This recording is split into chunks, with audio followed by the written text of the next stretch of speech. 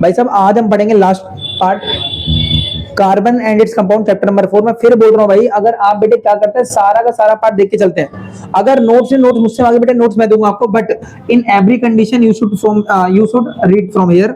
और भाई साहब आपको अगर कोई दिक्कत लगे प्लीज ट्राई टू कमेंट। ध्यान दो भाई, properties of the ethanoic acid क्या होगा, ध्यान देंगे। सुनिए भाई, इथेनॉइक एसिड का दूसरा नाम होता है एसिडिक एसिड। ये एक प्रकार का वीक एसिड होता है भाई। एसिडिक एसिड में अगर 5 से 8% पानी डाल दो तो ये विनेगर का रूप ले लेता है, सिरका बन जाता है। सिरका का यूज क्यों करते हैं हम भाई? प्रिजर्वेटिव ऑफ पिकल, अचार को बचाने के लिए। आ जाओ नेक्स्ट। इसका जो मेल्टिंग पॉइंट होता है, गलनांक बिंदु, भाई मेल्टिंग पॉइंट इथेनॉइक एसिड का 290 केल्विन, मतलब बहुत कम होता है। इसलिए कोल्ड क्लाइमेट पे क्या हो जाता है, फ्रीज हो जाता है। और अगर कोल्ड क्लाइमेट में इथेनॉइक एसिड फ्रीज हो जाए तो इसका नाम क्या हो जाएगा, ग्लेशियल एसिडिक एसिड। एस्ट्रिफिकेशन क्या बताइए, ध्यान देंगे आप। जब भाई साहब इथेनॉइक एसिड को हम रिएक्ट करते हैं इथानॉल के साथ, इथानॉल के साथ, in the presence of acid catalyst, acid catalyst की प्रेजेंस में। एसिड कैटलिस्ट क्या होता है? एक ऐसा कैटलिस्ट जो रिएक्शन को क्या कर देगा, फास्ट। एसिड कैटलिस्ट की प्रेजेंस में तो यहाँ पे जो चीज बनेगा उसका नाम क्या होगा, ईस्टर। फॉर्मूला याद रखेंगे आप। आ जाओ नेक्स्ट। भाई इसका यूज क्या है, स्वीट स्मेलिंग, भाई बहुत अच्छा क्या देगा, स्मेल देगा। परफ्यूम में, फ्लेवरिंग एजेंट में, ऑयल में, फैट्स में, आर्टिफिशियल फ्रूट में किसका यूज करते हैं, ईस्टर का यूज करते हैं। भाई साहब नोट, जब आप क्या करेंगे, ईस्टर की रिएक्शन कराते हैं NaOH से, तो वापस से आपको इथेनॉल और आपका भी sodium chain of carboxylic acid मिल जाएगी। और इस पूरी रिएक्शन का नाम क्या होता है बेटे, सोपनिफिकेशन। क्या नाम होगा भाई साहब, सोपनिफिकेशन। आ जाओ नेक्स्ट। रिएक्शन ऑफ बेस क्या है, जब भाई आप इस इथेनॉइक एसिड, जो कि एक एसिड है, रिएक्शन कराओगे बेस के साथ NaOH, तो बनता है सॉल्ट एंड वाटर। भाई सॉल्ट का नाम क्या है, CH3COONA, मीन सोडियम इथेनोएट। क्या नाम है भाई, सोडियम इथेनोएट। तो क्या निकल जाएगा, पानी निकल जाएगा। आ जाओ नेक्स्ट।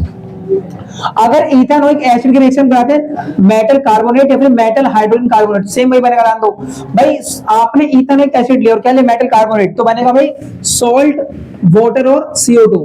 भाई वापस से देखिए, इथेनॉइक एसिड और क्या है, मेटल हाइड्रोजन कार्बोनेट, क्या बनेगा, सॉल्ट, वाटर और CO2। आता है नेक्स्ट चैप्टर का लास्ट टॉपिक, सोप क्या होता है।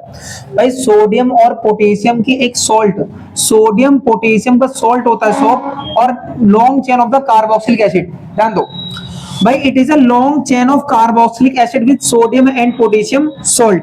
भाई फॉर्मूला दे सकते हैं भाई, बहुत बड़ा फॉर्मूला इसका, मतलब लॉन्ग चेन होगी इसकी, C17 वाला लिखेंगे ना। चले आते हैं नेक्स्ट। भाई पोल्यूशन नहीं करता, बायोडिग्रेडेबल होता है, और सॉफ्ट वाटर मेनली क्या आता है, काम आता है।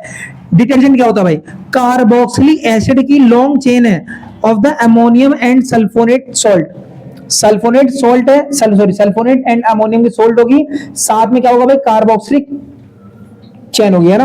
इधर भी सबसे मेन, ये पोल्यूशन करता है, बायोडिग्रेडेबल नहीं होता, सॉफ्ट वाटर और हार्ड वाटर दोनों में क्या आएगा, काम आएगा।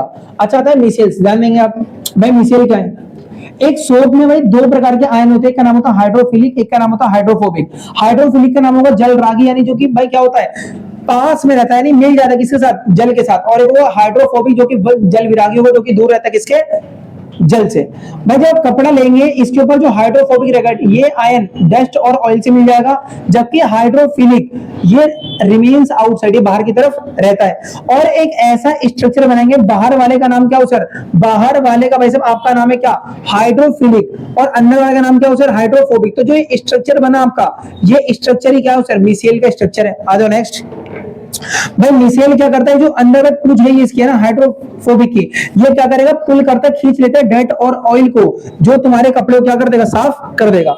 अच्छा टॉपिक का नाम आता है, इसका क्या है, हार्ड वाटर के अंदर मैग्नीशियम और कैल्शियम के आयन पाए जाते हैं, जिसमें सॉफ्ट वाटर काम नहीं करेगा और क्या बन जाता है, इसका बन जाएगा, इसका एक नॉन डिसॉल्विंग क्या है, सब्सटेंस होता है। अगर तुम भाई इस हार्ड वाटर में डिटर्जेंट डाल दो तो क्लॉथ क्या हो जाएगा, अपना क्लीन हो जाएगा। अच्छा फैक्ट और चैप्टर क्या करते हैं खत्म। भाई फ्रेडरिक वोलर ये 1828 में बोलता है, यूरिया को मैं अमोनियम साइनेट से बना सकता हूं। इट मींस हमारे पास जो ऑर्गेनिक मैटर होता है, इसको आप लिविंग थिंग और नॉन लिविंग थिंग दोनों से बना सकते हैं। और यहाँ पे चैप्टर क्या हो गया भाई साहब, खत्म। ओके।